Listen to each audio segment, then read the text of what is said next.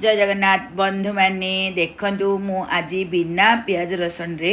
मटर दलिया करदी भल लगे लाइक करूँ सांग सेयार करूँ मत कमेंट करने जमा भूलें ता पूर्व दुनिया कौ कण रही देखुं प्लीज मत कमेंट कर कहतु मु चूल्हे गोटे प्रेसर कुकर नहीं गली से गोटे चामच घी देदेली मेजरमेंट रे गोटे कप दलिया देची सिम फ्लेम करके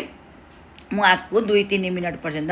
बढ़िया भाजीदेवी दलिया भाजी सारापर गोटे बाउल को आम बाहर करदे बेसी नाली करके आप भाजबेनी दलिया निश्चित भाव भाजबे ना लाड़ुआ लाड़ुआ लगे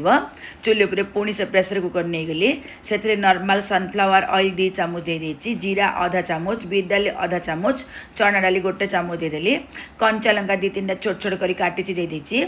अदा छेचा गोटे चामच देदेबा आपको आम भल भाव भाजीदेबा ता पूर्व भुसुंगा पत्र टी देदेबा आपण जदि पियाज चाहिए ताहले ए स्टेज रे 2टा पियाज छोट छोट कर काटी देदेबे तापर ताकू गोल्डन कलर होला पर्यंत भाजीदेबे मु टमाटो 2टा रफली काटी देदेली जी परिमाणर मु दलिया नहीं से परिमाणर मटर देदेली आपण मटर कम अधिक करें मोर बहुत पसंद मटर से मुझे अधिक परिमाण रे मटर देती मटर टमाटो 1 मिनट 2 मिनट भल भाव भाजीदेली तापर आम जो कप रे आम दलिया नहींचे से कप रे 5 कप पानी आम देदेबा आपण मेजरमेंट एपट सेपट करेनि सुखिला हो पतला होदी 5 कप पानी जदि देबे कहले बहुत बढ़िया रे आपणकर दलियाटा ना मोटा हम ना पतला हम पूरा झणझणिया होकर बढ़िया हम तापर स्वाद अनुसार मु लुण दे देछि आपण जदि प्रेसर कुकर न करी खोलारे करेंगे ताहले 6 कप पानी देबे प्रेसर कुकर कले 5 कप पानी देबे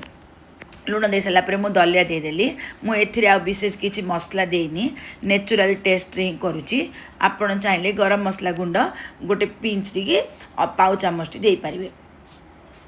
मु प्रेसर कुकर बंद कर दूची एथिरे 4टा सीटी आसा पर्यंत मु अपेक्षा करी 4टा सीटी आस सारा पर मो सीटी को बाहर करदेवी गरम गरम खाइले एटा बहुत बढ़िया लगे आपण मानू दलियार आउ कौन रेसिपी दरकार प्लीज मत कमेंट करी कहतु मु निश्चित भाव करने चेष्टा करी देखो मोर 4टा सीटी पड़े आसला सीटी पूरा जीवा पर्यंत अपेक्षा करवा दलिया टी अधिक समय बसब मु वर्तमान सीटी को बाहर करदेली गैस पड़ेला दलिया को खोली दूची खोली सारापर आपण मैंने भावुवे पानी अधिक अच्छी पानी किछि नाई घांटी देकी 1 मिनट 2 मिनट रखी सारापर पूरा सुखिला हो वर्तमान आम दलिया खाइबा पूरा पूरी प्रस्तुत मुझे धनिया पत्र टी पकई दूची आपड़ चाहिए ए स्टेज रे घी 1 चामच 2 चामच भी पकई पारे आहरी बहुत बढ़िया लगे गरम गरम ही खातु जेकोसी तरकारी सहित चटनी सहित एमती आचार सहित जहाँ सब खाते खातु बहुत बढ़िया लगे देखुच ना आस्ते आस्ते आराम से सुखी सुखी हो गला जो पूरा ठंडा हो पूरा झणझणिया हो से आप गोटे को 5टा पानी दौथे खोलारे कले गोटे 6टा पानी दौथे एंजॉय करंतु रहिले धन्यवाद।